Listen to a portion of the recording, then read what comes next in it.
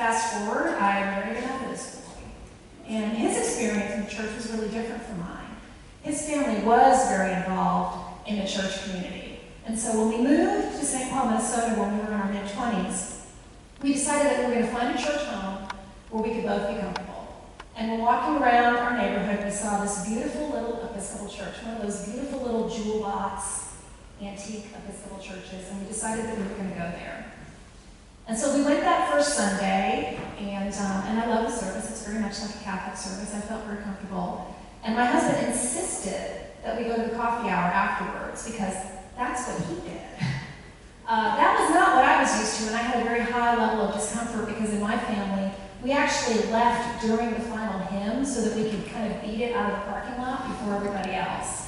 But I love my husband, so I went with him. And while we were there, during that coffee hour, we met a very nice gentleman who discovered during our discussion that he and Bleckley shared a mutual love of golf, and I love to play golf with Bleckley.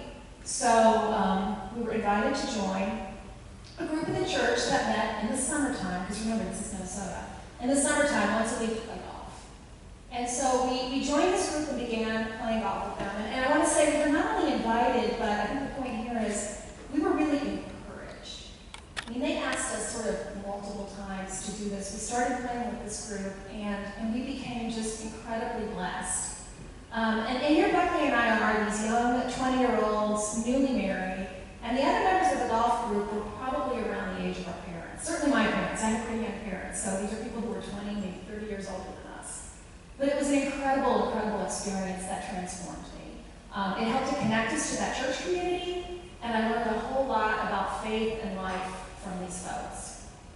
And what it really makes me think about is I've always kind of felt like people are sort of like books. And when I was growing up, my mom had all these beautiful books that she had ordered from some book club, and these hardback books that were all over the house, very decorative. And I was a big reader. And one time I had run out of books to read, and I pulled a book off the shelf, and I opened it up and started reading, and I thought, oh, I can't believe you've been here all this time. And I didn't know it. And I feel like that about people. You know, you sit here in the pews sometimes, and you're sitting right next to somebody, and they've been here all that time. And they're so wonderful, and there's so much that they have to give, but maybe you didn't even know it. And so I think it's important that, you know, we challenge ourselves to open the books around us and to connect to our community. Which brings me to the whole idea of generosity. You know, one of the best ways that Bleckley and I have found to get connected to our church community is through small groups.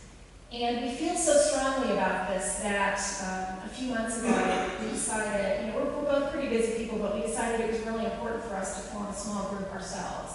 And so once a month, the first of the month, on Sunday nights, a group gathers at our house. We eat great food, we drink wine, and we're building a community in Christ.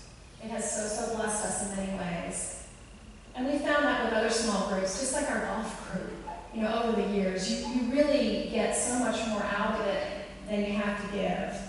And so that golf group, you know, I sort of think back to those folks who reached out and really encouraged us, and what it does now is it really makes me want to pay it forward.